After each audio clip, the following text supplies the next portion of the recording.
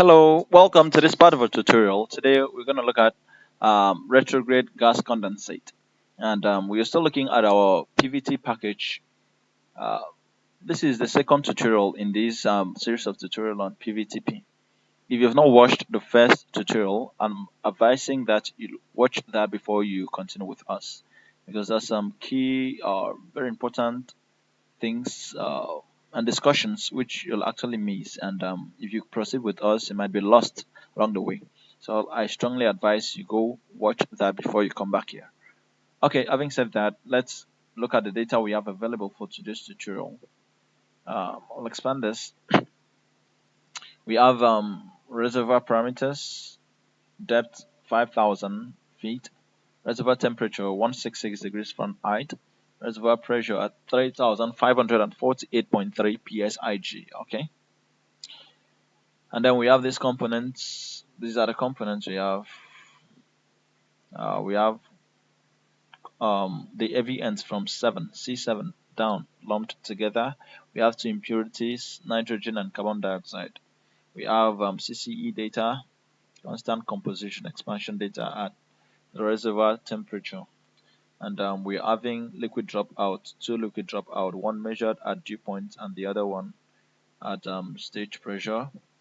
Okay, so the one measured at dew point represents liquid dropout as percentage of the cell volume, but measured at dew point, while this one represents the liquid dropout as percentage of the cell volume itself, right?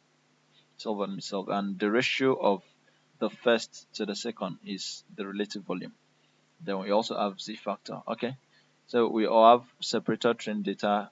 From these, we know that our fluid was flashed through two-stage separators, two-stage separation. Okay, now that's the data we have. So all we have to do is just get straight to our modeling. Now this is the PVT software. I've not created a new file yet. This is the window you have when you open the software. So what I'm going to do is either I click on this icon that will open, create a new file for me, or I'll go to file and then new, right? Any of those. Okay, so now next thing you have to do is to define your model in the options section. I come here, my method is equation of state. I'm okay with that. Equation of state equation, I will be using the Penn-Robinson. Then all I have to do is just to activate the volume shift, then proceed. My units are okay, so I will not have to change the units, right? So I'm going to go to data and select components right away. So I don't want to waste time in this tutorial. I'd explain some of these in the first tutorial. So I'm selecting the component nitrogen, carbon dioxide, and then the pure components. Okay.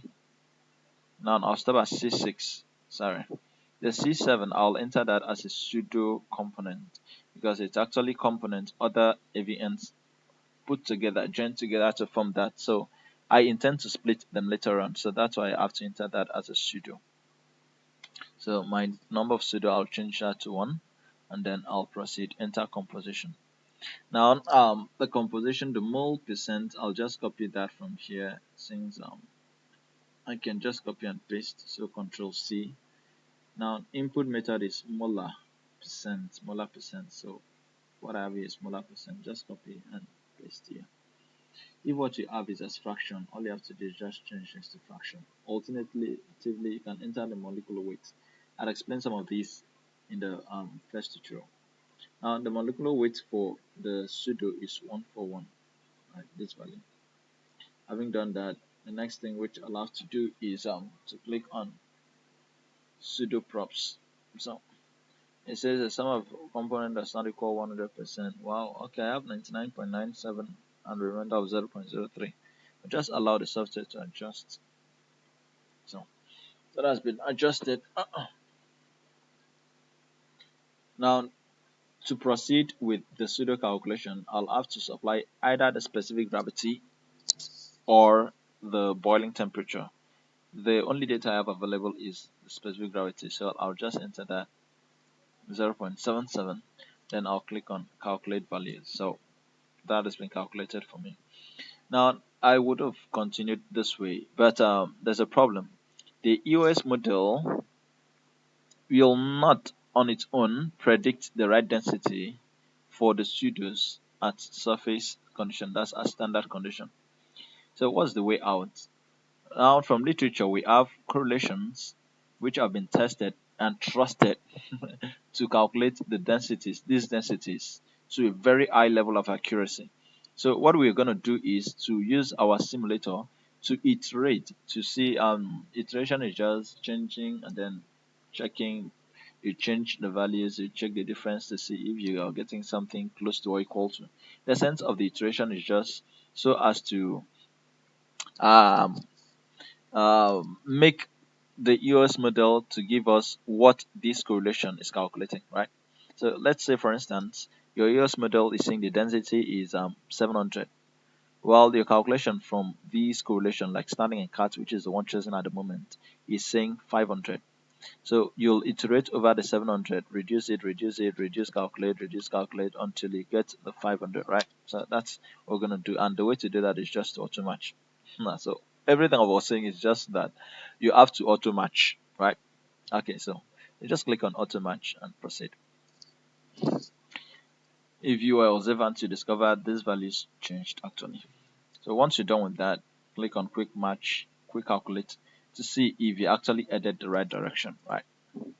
So I'll come here. First of all, okay, let's start with first envelope. Click on calculate, and this is what we have. Well, this is not enough to say it's okay or not okay. We have to test to see if the point we have actually fit in here. And the best point to use is your saturation point, and that's why I'm gonna use my dew points, pressure and temperature to check. So I'll say set test points.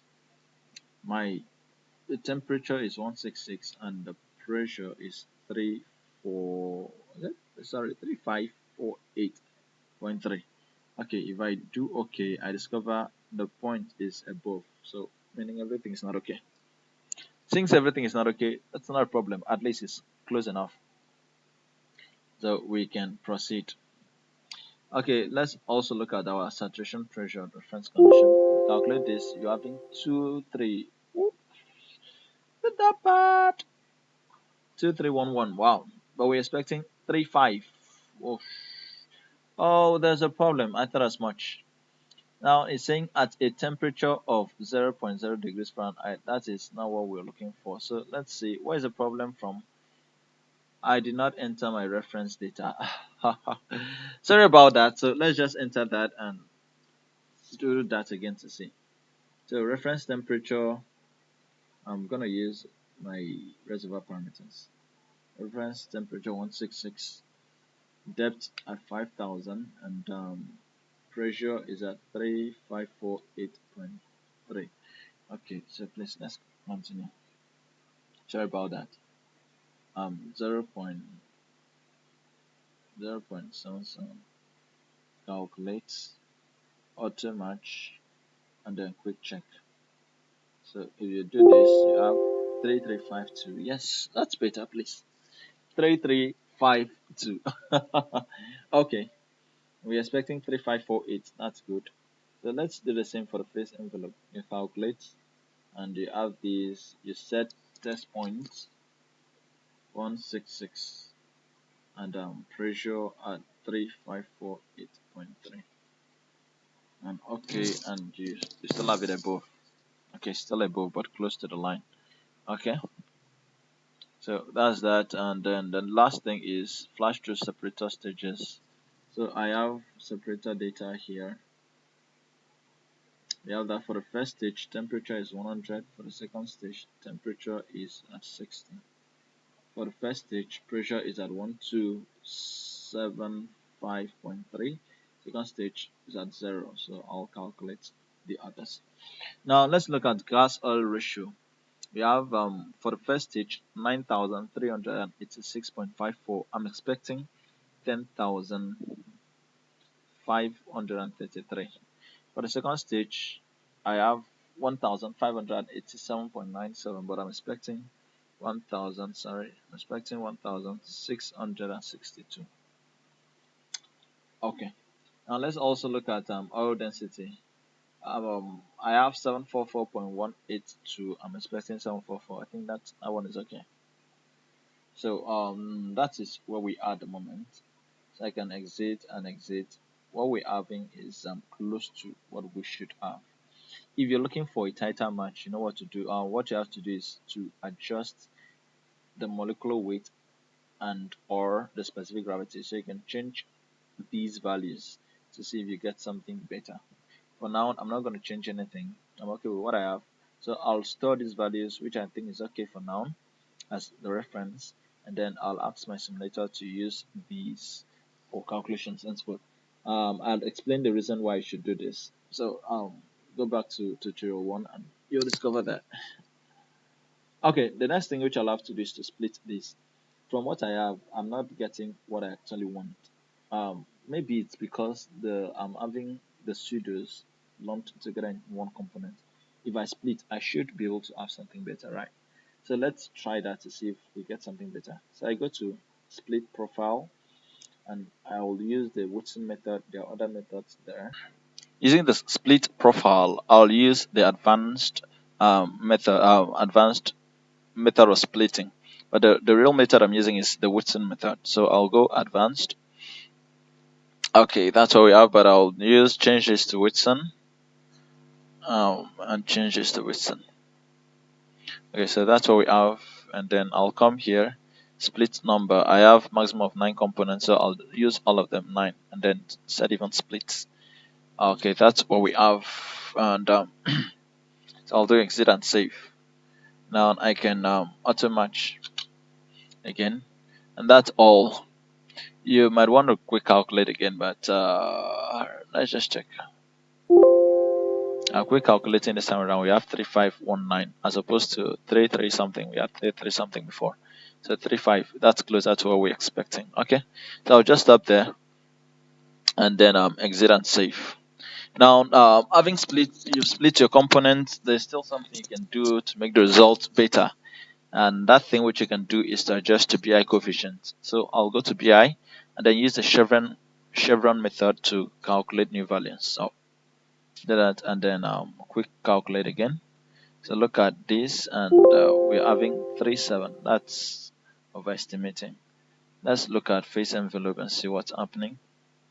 Now our point is below the phase envelope. Since the EOS model is predicting something that's more than what we're expecting, we can adjust the maximum points, the maximum set point. So I'll just go exit, and I'll adjust the maximum BI points. So we can set it to a value like 0.01. I'll set these values and then quick check again. So this time around, the point is matched. So our US model now is matched. I think that's nice. Okay, now let's also look at the saturation condition. We're having something better. We had 37 before, now 3585. That's better. If you look at separator stages, you can also verify we should be having something closer. 9514 and 741. Okay, not bad. I think we're okay for now with what we have. So exit and save, and exit and save. That's what we are now. The matching, the correction, and everything we're doing up to this moment was just to try to get our model to be as close as possible to the real fluid. Now, what we're going to do is the main matching that will tune the model. Once you're done with whatever we're going to do from now on, you'll discover your model is properly tuned and you can use it for prediction and whatever you want to do for calculation of hydrate formation conditions, for calculation of minimum inhibitor concentration, and whatever you want to do. So the next thing we have to do is to go to data and then enter our lab data. Now the first data we need is our saturation data, and that's very straightforward, very basic. It's important. So the temperature is at 166 and saturation is at 3548.3. Next thing is our CCE data. Yes, of course we have the data here. So the temperature is constant. I'll just copy the pressures. I'll copy this copy, and then I'll paste here. I'll edit this to remove that write-up. Write-up is not important for our simulation. Okay, temperature is constant at 166. Now the liquid dropout, the one I'm going to use is the liquid dropout as percentage of the cell volume itself, not the other one. Alright, so I'm going to use, but you can use any of them, but the preferred one is the one I'm using at the moment. So the relative volume, I'll also enter that. Just copy and paste. Okay, and then the next thing I'll enter is my Z factor for vapor. I have just one value, that's 0.76. Okay, I don't have CVD data, but I have separator trend data. So temperature 100 for first stage. Let's go to that. So for second stage we have 60. Pressure for second stage 0, for first stage 1275 against 1275.3. GOR 10533 for first stage, second stage 1662, and then oil gravity this 744, is it 744? Okay, that's all. Okay, so once you've done that, the next thing is to choose the data point which you'll be using for your initial matching. You can't use every data point. It's advisable to start with the least required data point. The reason is just to reduce the possibility of error in your matching, right? So since you have just 1.4 saturation, good. In fact, we cannot do without this point. Okay, so for our CCE, there's some points that are irrelevant. The Z factor very important. We have just one of that, so we include the relative volume. I don't need that. The liquid dropout is okay, so I'll exclude that data for now. For the liquid dropout, I have too much data points, so I'm going to reduce some of them. But I'll be sure to include the extremes, the maximum and the minimum. If you look at this data, you discover this is the data we're talking about. This one, discover the maximum value is 14.87. Okay, and then the smallest one is 0. So I'll include 0. I'll remove these. I'll just alternate. This is the maximum value, so I'll allow that, and I'll allow some points around it. So I'll allow this. Maybe allow this, but then I'll remove this. Go. I'll allow this, remove this one. Allow that, remove this. Allow that, remove this. I'm just alternating. There is no specific pattern, right? Just use your engineering judgment. Okay, so that's that. And then for separator, or was that separator? No, that was CVD. For separator, I'll exclude this second stage and set the first stage GOR to a smaller weighting, 3. Set weighting. Okay, so I'm done with that. Next thing is the matching proper. So I'll go to data and regression, and then we have the data to match. Data to match, I'll want to match everything, but then I discover from experience and from literature, the GOR is usually greatly affected by small changes. So any small error will affect your GOR very much. To be on the safe side, I'll exclude that for now. You can include that if you still want to, but to be on the safe side, I'll just leave that for now. And then since these values are still prone to errors, I'll change their weighting from high to medium. Now whatever I get will not affect my final model very much. Okay. And then also I'll come to data match model. I just want to match the pseudos. So I will say TCs, PCs, AFs with multiplier on each property, right? Okay. So the multipliers, those are the things I just want to check. Now, once you're done with that, you just click on regress. For the TC, the PC, and the AF, I need to match just the multipliers for the pseudos only. So the way I do mine is I'll click on all pseudos, all on, I'll select everything, then I'll clear PU component. So once I'm done with that, the next thing you discover only the pseudos are selected. For the volume shifts, I need everything except the impurities. Okay, so I'll say all pseudo on, but then all pseudos to with multiplier, all pseudos by same multiplier. So that's the one I choose. Okay, now iterations 200 for me is too much because of time for this tutorial. I'll change it to 50 and then I'll regress. So we'll come back once the regression is done, but note you should be looking at the best error. You discover it's reducing. So if it does not reduce after about let's say 20 to 30 iterations, that means what you're doing is wrong. You should stop and go to the step where you store that value as your reference.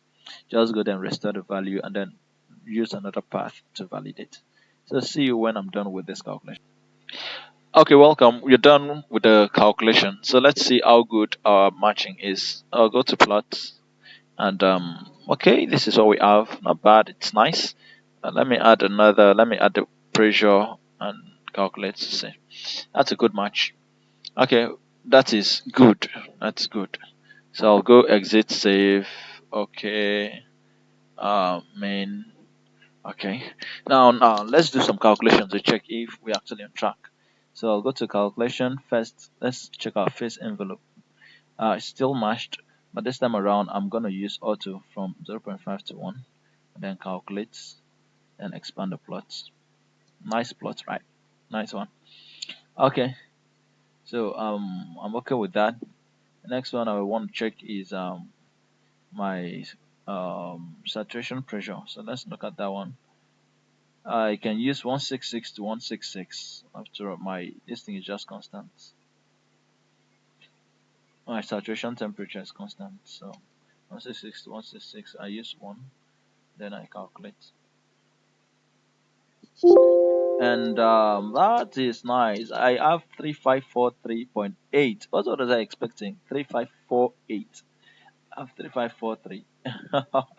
Just difference of 5 psig, right? Yeah. Difference of 5 psig. Okay, so that is nice. That's nice. A good match. Okay, so go main. Now let's also calculate. Look at constant composition expansion. The temperature is fixed, like I told you. Now the pressure you should enter should be something that will cover the range of pressures you have here. So I can use maybe from 100. So let's say 6,000. I can use maybe 40 values. Yeah. Now please, the separator data, do not use flash straight to tank because that's not what we're using. What we have here is separator train. So I'm going to change this to separator train. Now what's the effect? If you use flash straight to tank, all calculations for GOR, oil formation volume factors, etc., you'll assume that the pressure, you'll assume single stage separation at 14.7 degrees psi and 60 degrees Fahrenheit. But that is not what we have. We are having 1275.3 psig and 100 and 0 psig and 60 degrees Fahrenheit. So that's why you have to use this, so that your calculation will be correct. Okay, so I'll just input the pressures 1275.3 and 0, and we have 100 degrees Fahrenheit and 60 degrees. Okay, so I'll go calculate and calculate. So I'm done with the calculation. Let's just plot to see if we have something nice. Wow, did you see that? That's a very good match, right? That's for CCE. So let me choose another variable. Oil density EOS. What do we have? The EOS oil density is matched to. Okay, let me look at Z factor. Where's our Z factor? Vapor. It's also matched. This is the only point we have, and you see it's been matched. Whatever you want to check, you can just go through them and see if you have gas ratio. Let's look at that. Okay, that's what we have. So that's how to perform this matching. Is there anything? Yes, our separator. Let's look at separator to see if we have what you're looking for. So calculate and calculate. And what do we have? Gas density. Let's look at what first? What is our separator? We're looking at GOR and oil gravity. Oil density. We have oil density for EOS 743.9. I was looking for 744. 743.9 is approximately 744, right? Okay, so let's look at GOR. Where are you? GOR. Yes. I was expecting 10,533. I have 9,842. For second stage 1662. I have 1472. That's not bad. So that's okay. So that's what we have for now. Oh, calculation is complete. Okay, so that's what we have for now. That's how to do this. So once you're here, you're very, very okay. The tutorial is complete. You can now use this model that has been properly tuned, fine-tuned to do your prediction and your forecasting and whatever you want to do. So thank you very much for watching. Don't forget to stay tuned, subscribe, and then I'd love to hear what you have to tell me in the comment section. Questions, suggestions, recommendations, and appreciation. Thank you very much for watching. Stay tuned. Bye for now.